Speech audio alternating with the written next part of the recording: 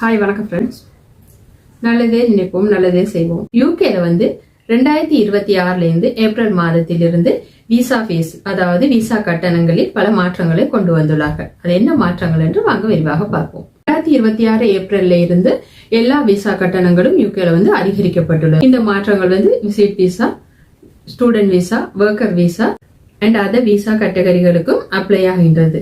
அந்த கட்டணங்கள் அதிகரிக்கப்பட்டுள்ளது என்று பார்ப்போமானால் எலக்ட்ரானிக் டிராவல் ஆத்தரைசேஷன் அதாவது இடிஏ விசா 16 பவுண்ட்ஸில் இருந்து தற்பொழுது 20 பவுண்ட்ஸாக அதிகரிக்கப்பட்டுள்ளது. விசிட்டர்ஸ் விசா அதாவது 6 மாத கால விசிட்டர்ஸ் விசா முதல்ல 127 பவுண்ட்ஸாக இருந்தது. தற்பொழுது 135 பவுண்ட்ஸாக அதிகரிக்கப்பட்டுள்ளது.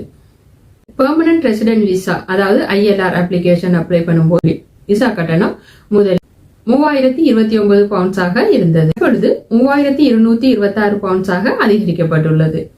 அடுத்து ஒர்க்கர்ஸ் விசா அதாவது skilled workers visa. Skilled workers விசால 2 டைப்பான கேட்டகரி, அதாவது வெளிநாட்டில இருந்து யூகேக்கு அப்ளை பண்ணி வருபவர்கள், அடுத்தது ஆல்ரெடி இங்க வந்தவர்கள் யூகேல இருக்கும்போது அப்ளிகேஷன் அப்ளை பண்ணும்போது அந்த ஃபீஸ்ல என்ன மாற்றங்கள் என்று பார்ப்போமானால் முதலில் 769 பவுண்ட்ஸாக இருந்தது. அது தற்பொழுது 819 பவுண்ட்ஸாக அதிகரிக்கப்பட்டுள்ளது.